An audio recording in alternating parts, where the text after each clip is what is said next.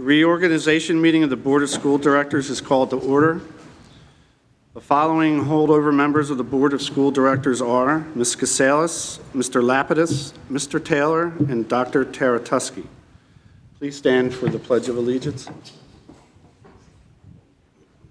I pledge to the flag of the United States of America, to the republic for which it stands, one nation, under God, indivisible, with liberty and justice for all.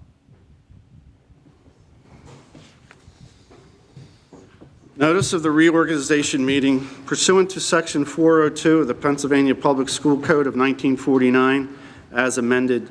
You were informed that the reorganization meeting of the School District of Springfield Township Board of School Directors would be held on Tuesday, December 1st, 2015 at 7 p.m. in the Freeze Memorial Lobby of Springfield Township High School, 1801 East Paper Mill Road, Erdenheim, PA.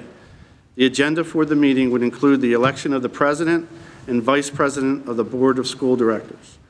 The notice of reorganization meeting was also advertised in the Intelligencer on November 22nd, 2015. Are there any comments from the public? Hearing none. Nominations for temporary president. Are there any nominations for temporary president? Yes, I'd like to nominate Mr. Lapidus. Are there any other nominations? Hearing none. Is there a motion to close nominations? Is there a second? Second.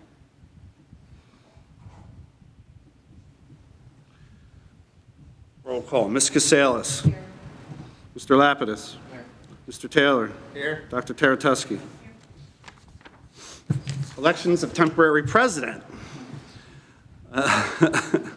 Actually, as the nominations are closed and Mr. Lapidus is the only candidate nominated, I move for Mr. Lapidus' election by acclamation for the position of temporary president.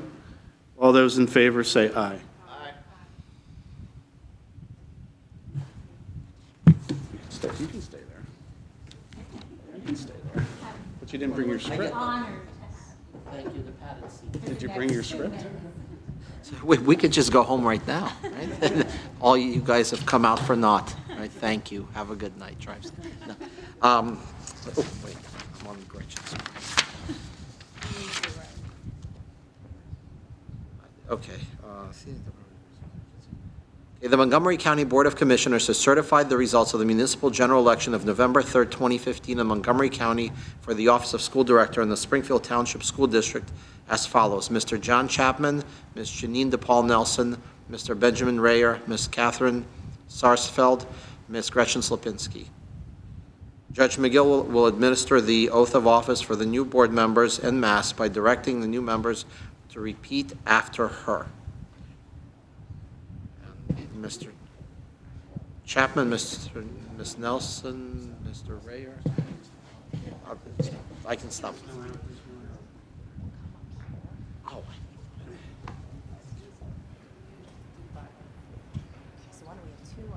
All right, good evening. You ready? Okay. All right, repeat after me. I do solemnly affirm that I will support, obey, and defend the Constitution of the United States and the Constitution of this Commonwealth, and that I will discharge the duties of my office with fidelity. Congratulations. Thank you. Thank you.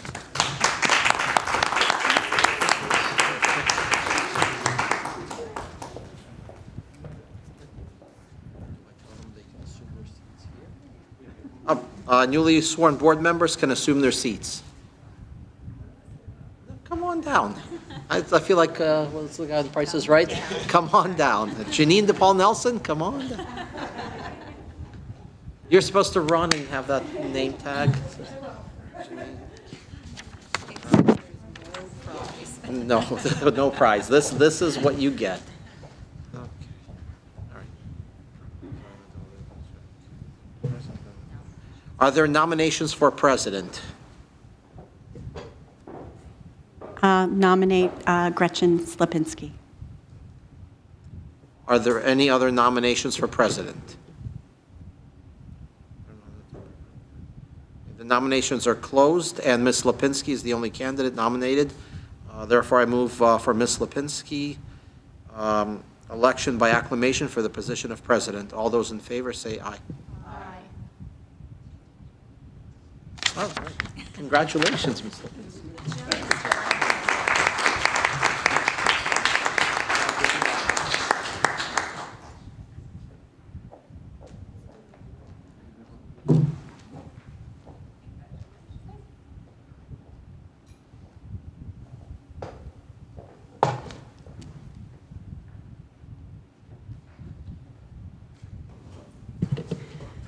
Nominations for vice president for the ensuing year.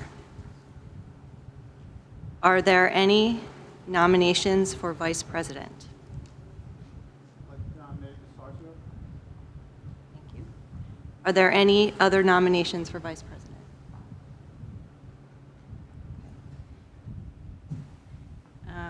As the nomination, well, there are no more nominations other than Ms. Sarsfield, so the nominations are closed. And as the nominations are closed and Ms. Sarsfield is the only candidate nominated, I move for Ms. Sarsfield election by acclamation for the position of vice president. All those in favor say aye. Aye. Congratulations.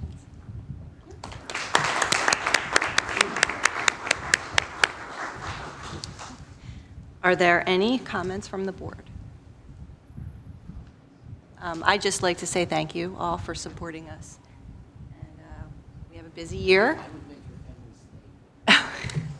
They're gone already. Okay. We have a really busy year coming up. We have the feasibility study that we're going to be talking about, and hopefully moving forward, making some big decisions about our facilities. And I know we have a lot going on with academic affairs and curriculum. So I'm looking forward to working with all of you again this year. Thank you. I would like to just add my congratulations as well to not only the sitting board members who were reelected to the board, but I'd also like to welcome Janine DePaul Nelson.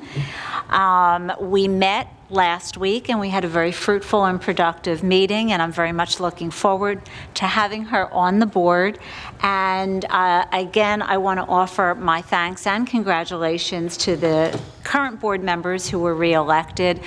We had a productive year in the past year, and I look forward to it continuing to be another productive year. And as Gretchen said, we do have a lot of work in front of us. We have some very exciting things that are going on and are being planned this year, and I think it's going to be a wonderful opportunity for those of you reelected and newly elected to the board to be able to come together to make some very important decisions on behalf of the district, and I'm happy to be a part of that as well.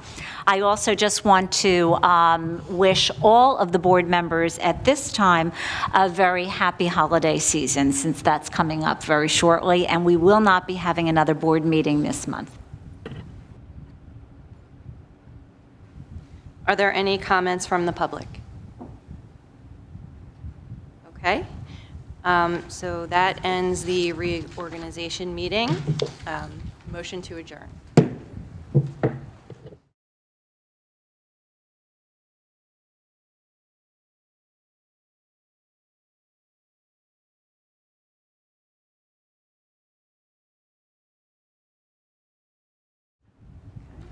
Now we will begin the School District of Springfield Township Board of School Directors regular board meeting, December 1st, 2015.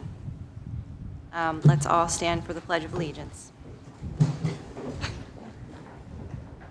I pledge allegiance to the flag of the United States of America and to the republic for which it stands, one nation, under God, indivisible, with liberty and justice for all.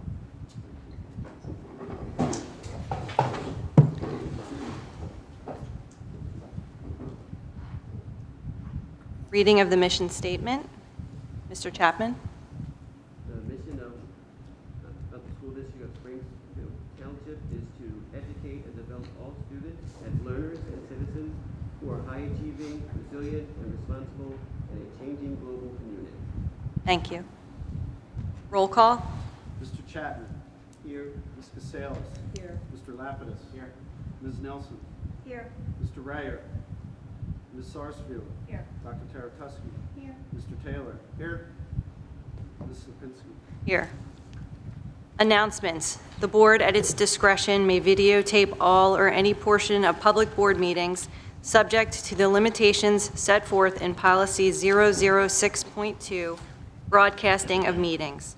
Board meetings will be broadcast on Friday afternoon following the board meeting. Are there any public comments on agenda items? Approval of minutes. November 2nd, 2015 interim meeting, board minutes E. November 17th, 2015 regular meeting, board minutes F. Is there a motion? Is there a second? Second. Any questions or comments? Mr. Chapman? Aye. Ms. Casalis? Aye. Mr. Lapidus? Aye. Ms. Nelson? Aye. Ms. Sarsfield? Aye. Dr. Taratusky? Aye. Mr. Taylor? Aye. Ms. Lipinski? Aye. Reports and information. Administrative report, Dr. Nancy Hacker. I would just like to take this opportunity to thank the board for its support for allowing me to go on probably one of the most phenomenal educational experiences of my lifetime. As many of the board members are aware, I just returned from an 11-day trip to the Republic of China, where I was part of a 350-member educational delegation. We were divided into several groups. Each group had approximately 50 to 60 educators in it, and we spent every single day of 10 of those days going out to visit schools all throughout the Republic of China. I do hope to be able to have a presentation for the board and for the public at our January 19th meeting, if you'll indulge me for about a half hour or so. I'm also planning to do a presentation at the Springfield Rotary on January 26th as well. There were so many highlights, it would be impossible to describe them without showing you video and pictures of the many students, teachers, and administrators that we had the opportunity to meet. So I just wanted to reiterate how grateful I am to the board for allowing me to have that opportunity and to take the time to be able to go. And I also want to take the opportunity really to thank my entire administrative team for really handling issues in the district during my absence. I was very fortunate to hear, not only while I was away, despite limited internet access, and after I got back, that there were very few issues, and those that did arise were deftly handled by the administrators within each building and in central office.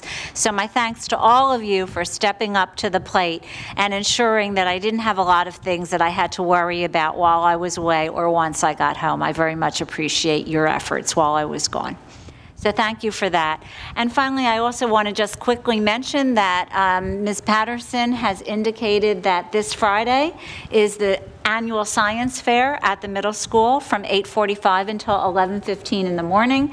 So if any of you, either as parents or as guests, would like to go and see some of the wonderful science fair projects that the students have been very hard working on for the past several weeks, Ms. Patterson wishes to cordially invite you to come over to the middle school and take a look at some of those great projects. One of the things she mentioned specifically is the fact that many of them use their Chromebooks in order to produce some of the videos and some of the highlights in the presentation. So you'll be able to see them at work. Thank you.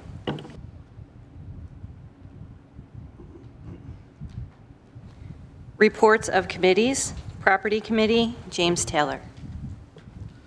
The Property Committee had its meeting on Friday, November the 20th, 2015, at 8:15 in the Administration Conference Room. We had follow-up information on the feasibility study that was presented by Ken King, and it was on the proposed building project debt, including a drawdown schedule and estimates. Number two, we had Erdenheim and middle school HVAC commissioning. The recommendation was to identify ongoing HVAC issues in conjunction with potential projects to be identified in the feasibility study, and we will be moving forward with this study. Number 3 was the 2016 capital projects, and we were shown a spreadsheet that provided the potential 2016 summer capital projects and estimated costs. The 4th item was the Service Master student employment opportunity. Service Master approached the district to recruit seniors for employment. The students would go through an application and interview process. Dr. Rittenhouse was very supportive of the opportunity, and Service Master also is interested in supporting student achievement in our district. We also had some updates.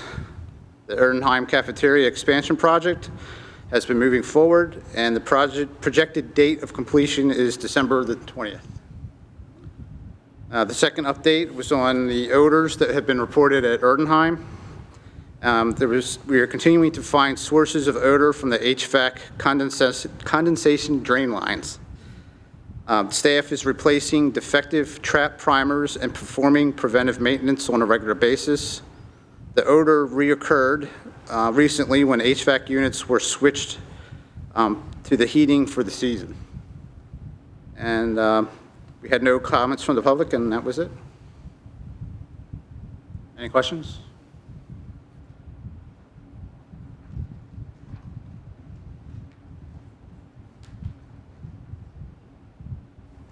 Moving on to new business. Number 1, personnel attachment. The recommended motion: the Board of School Directors approves the following personnel as presented in the attachment: certificated personnel, confidential personnel, support personnel, temporary personnel, extra pay for extra responsibilities, and conference workshop attendance. Is there a motion? Is there a second? Second. Any questions or comments? Mr. King? Mr. Chapman? Aye. Ms. Casales? Aye. Mr. Lapidus? Aye. Ms. Nelson? Aye. Ms. Sarsfield? Aye. Dr. Taratusky? Aye. Mr. Taylor? Aye. Ms. Lipinski? Aye. Number 2, authorization to release preliminary 2016-2017 budget. Recommended motion: the Board of School Directors approves the Finance Committee's recommendation to release the 2016-2017 preliminary general operating budget and authorizes the administration to advertise its intent to adopt, provide it for public review, and file to PDE for exceptions. Is there a motion? Is there a second? Any questions or comments? I just have a question. I just have a question with regard to, I guess, the state of the state budget and what its impact on the proposed budget is going to be, if we have any idea about that. Because the preliminary budget is really planning ahead for the following school year, there's no immediate impact on the fact that the state budget for the current school year has not yet been passed. Obviously, that will become a deeper concern as we head into the second half of the school year, because at that point, we won't know in terms of our expenditures, how we're going to be able to finance them as we get closer to the end of the year. We're fortunate in that we have enough reserves that we can cover pretty much our operating expenses for a significant period of time, but obviously the later into the school year we get, the more that's a concern. And at that point, because of borrowing or other issues, it could impact the 2016-17 budget. But at this point, we're in very good shape, and it should not have any impact. Anyone else? Okay, Mr. King? Mr. Chapman? Aye. Ms. Casales? Aye. Mr. Lapidus? Aye. Ms. Nelson? Aye. Ms. Sarsfield? Aye. Dr. Taratusky? Aye. Mr. Taylor? Aye. Ms. Lipinski? Number 3, audit report, year end 6/30/15.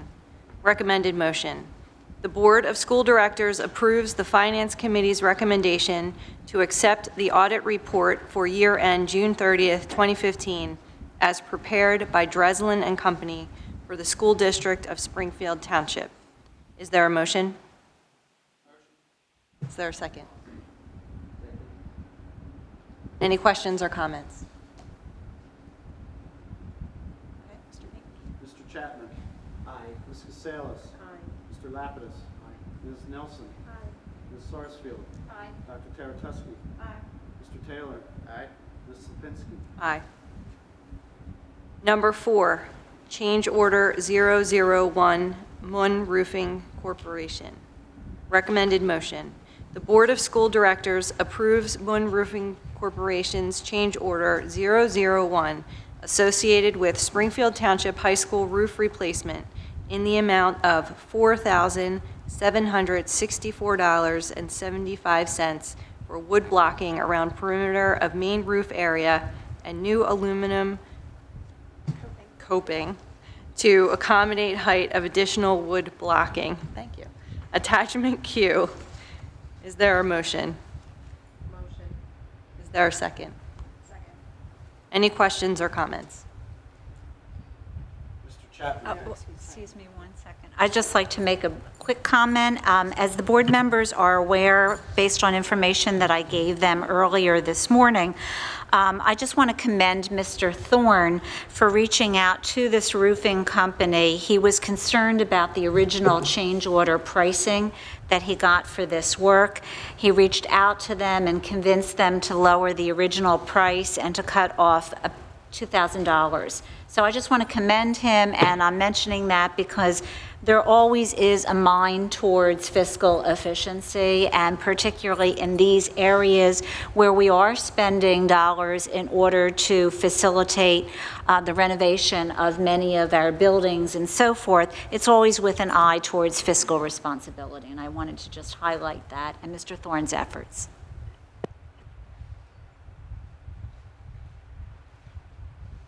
Mr. Chapman? Aye. Ms. Casalis? Mr. Lapidus? Aye. Ms. Nelson? Aye. Ms. Sarsfield? Aye. Dr. Taratusky? Aye. Mr. Taylor? Aye. Ms. Lipinski? Aye. Number 5, Project Access Program Evaluation Proposal. Recommended motion. The Board of School Directors approves the Montgomery County Intermediate Unit's School-Based Access Program Evaluation Service designed to assess the quality and effectiveness of the local education agency's project access procedures and to generate information to assist with decision-making regarding program enhancements and professional development for a total fee of $1,800 for this evaluation. Attachment R. Is there a motion? Is there a second? Second. Any questions or comments? I just have a question about sort of the productivity of the access program. I know it's reimbursements, and how successful has this been in our district using the access program? Well, of course, unfortunately, reimbursements through the Access Program are declining. All of the districts are experiencing this. But as part of the evaluation, which actually was conducted this afternoon, Mr. King, his assistant, Mr. Rogers, Dr. Johnston, and Ms. Kerr were part of the meeting that was held with the evaluator from the MCIU. We actually learned that we're doing phenomenally well, that we are at, I think it was 56%, and 50 is considered the baseline, which is really, really good.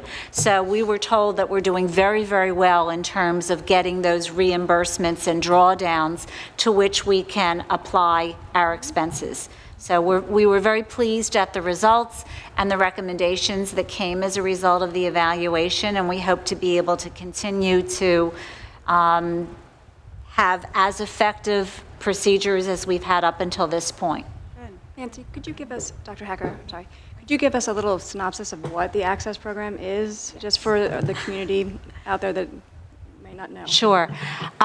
The Access program is actually based on Medicaid, and it is reimbursement for services that are provided to special needs students who also are in need of related services such as speech, occupational therapy, physical therapies.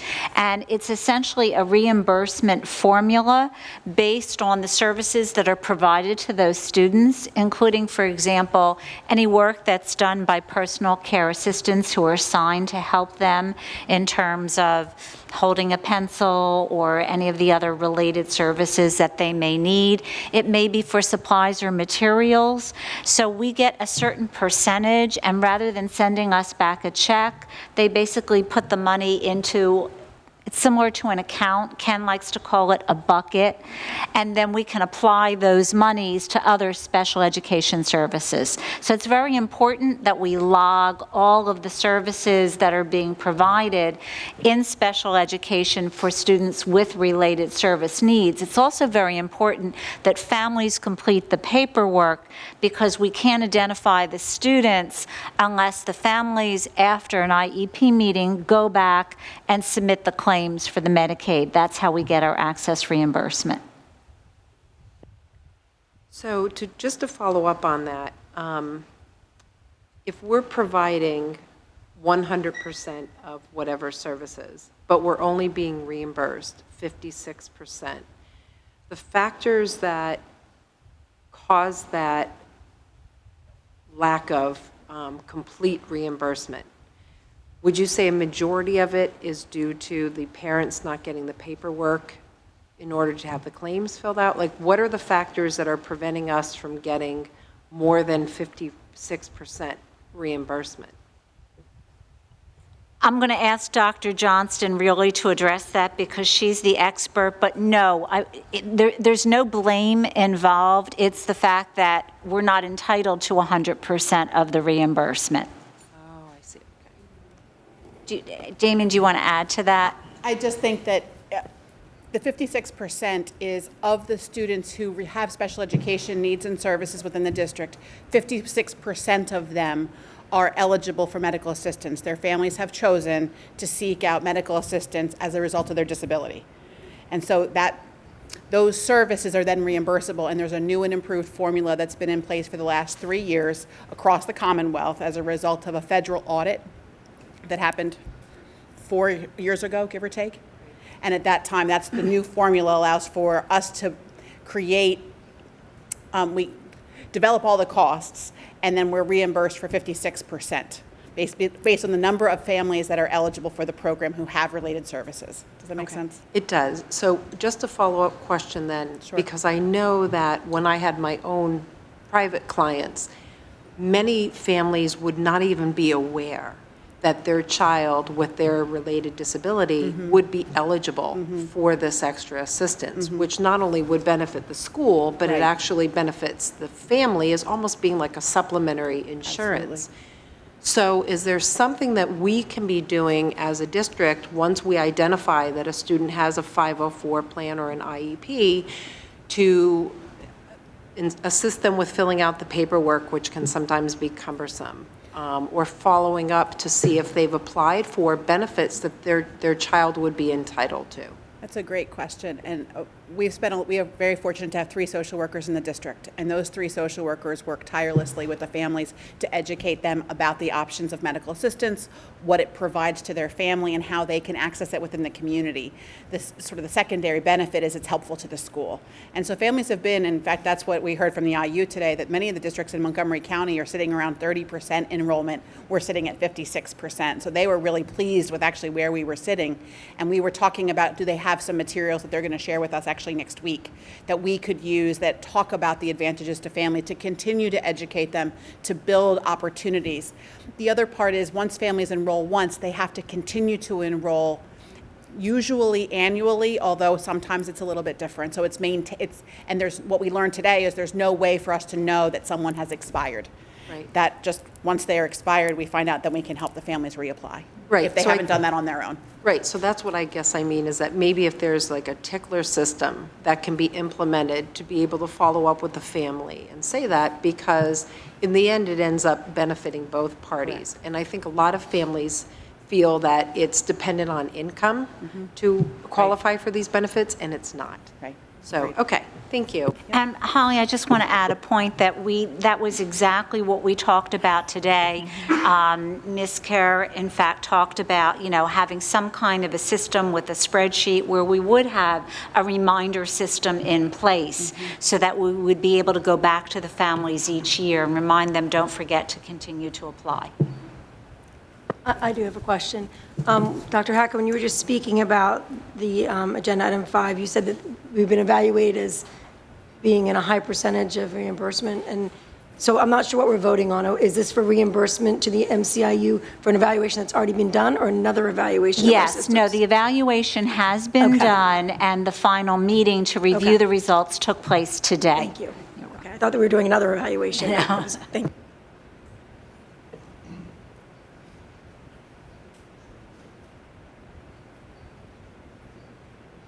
Mr. Chapman. Aye. Ms. Casalis. Aye. Mr. Lapidus. Aye. Ms. Nelson. Aye. Ms. Sarsfield. Aye. Dr. Terra Aye. Mr. Taylor. Aye. Ms. Lipinski. Aye. Number 6, professional development agreement with the MCIU. Recommended motion. The Board of School Directors approves professional development training agreements with the Montgomery County Intermediate Unit for training associated with district exchange days as follows. Attachment S. February 12th, 2016, $1,200 plus mileage and materials. March 23rd, 2016, $600 plus mileage and materials. Is there a motion? Is there a second? Any questions or comments? Mr. King? Mr. Chapman. Aye. Ms. Casalis. Aye. Mr. Lapidus. Aye. Ms. Nelson. Aye. Ms. Sarsfield. Aye. Dr. Terra Aye. Mr. Taylor. Aye. Ms. Lipinski. Aye. Number 7, engineering services, recommended motion. The Board of School Directors approves the attached agreement with Moore Engineering Company to perform a review of the existing geothermal HVAC systems at the middle school and Erdenheim School in an amount not to exceed $18,130 plus travel expenses, as recommended and approved by the Property Committee. Attachment T. Is there a motion? Is there a second? Any questions or comments? I do. So these are both really relatively new buildings and systems. And I guess my concern is that, and I heard, James' report about the odors and things like that.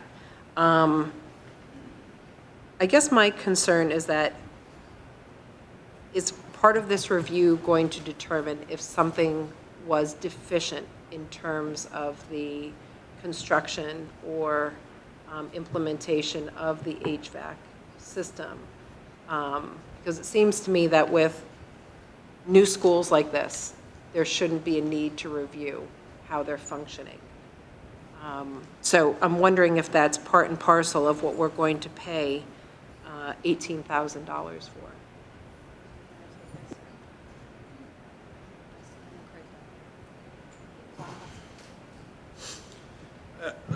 The study will hopefully identify the areas that are not performing efficiently. They can certainly, hopefully, they can pinpoint those areas. As far as assigning a responsibility to that, that may prove a little more difficult. You have engineers involved, you have general contractors involved, you have subs involved. We know they're not working, we know they're not performing efficiently. So we want to take this step to determine exactly why. Once we have that information, then we can proceed. Correct me if I'm wrong, but we talked about this at length in the Property Committee, and a lot of the equipment is coming up to the end of its warranty. And Mr. Thorne really feels like they're not performing as they should. And he is concerned that we keep throwing good money after bad, fixing things every day that really should be working. And they're pretty much at the end of their knowledge set to really figure out what's going on. And that's why he requested that we do this study. Yeah, the issues that we're facing is we're constantly replacing equipment. Part of this study is saying, is there another way to go about this? A workaround, rather than replacing the equipment, is there another workaround that we can do rather than constantly replacing this equipment every few years? So would this study, would it be able to narrow down whether or not it's a defect in the equipment that's causing the problems, or at least to be able to differentiate, was it a defect in the equipment or a defect in the construction? Would at least be able to narrow it down within those two camps? Well, I think as of right now, some of the units at the middle school, I think is a defect in the equipment. There's also design. It wasn't designed properly. You mentioned the equipment and construction there. Right. So, yeah, we would hope that they'd be able to do that. Certainly. Sounds like we're kind of caught in, again, with like a finger pointing. Like, no, it's not our equipment, it's the way it's set up, and no, It was installed. Yeah, you know, so it's the maker. It's- Craig's been dealing with this for a couple years, and now he's like, we need to figure out what's going on before these warranties are up. And get hit Well, with I guess I'm those. just wondering what the end result of spending the money is. You Well- know, if you know it's not good equipment and you're going to be replacing it anyway, why are we spending $18,000 to say it's not good equipment and we need to replace it? The equipment people are saying it is good equipment. Two of the things that they were going to look at were the geothermal wells. So they need engineers to take a look at what's going on down there, if they have to do anything with maybe the size of the wells, how they're connected. So that's part of really what in-depth they're going into that part, is to see if there's anything right in that area that could be contributing to this.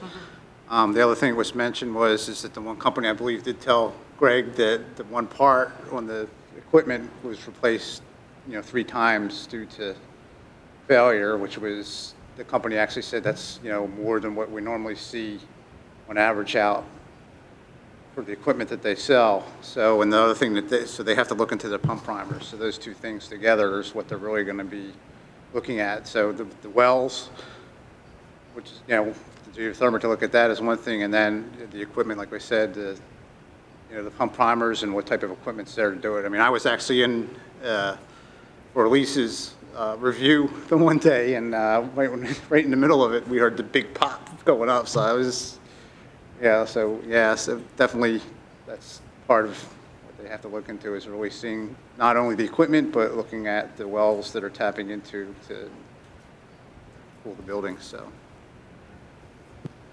So is it fair to assume that the company doing this digging, if you will, to figure out the problem, does not have a vested interest in either the equipment or the implementation of it, that they're going to be a neutral third party?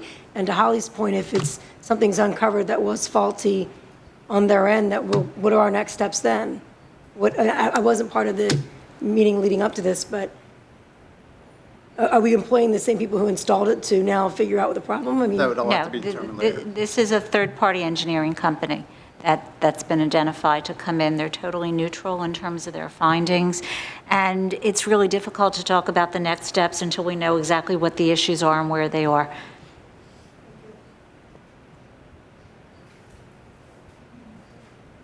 Mr. King? Mr. Chad? Aye. Mrs. Salas? Aye. Mr. Lapis? Aye. Ms. Nelson? Aye. Ms. Sarsfield? Aye. Dr. Taylor Tusk? Aye. Mr. Taylor? Aye. Mrs. Lipinski? Aye. Are there any public comments on non-agenda items? Future meeting dates, school board meeting, Tuesday, January 16th, 2016, 7 p.m., Freeze Memorial Lobby. We do not have any board committee meetings scheduled as of right now, and as we've just reorganized the board, I'll be communicating with all of you about committees for next year, and we'll figure out who's going to be on what committee. And that's it. Anyone have anything else? Motion to adjourn.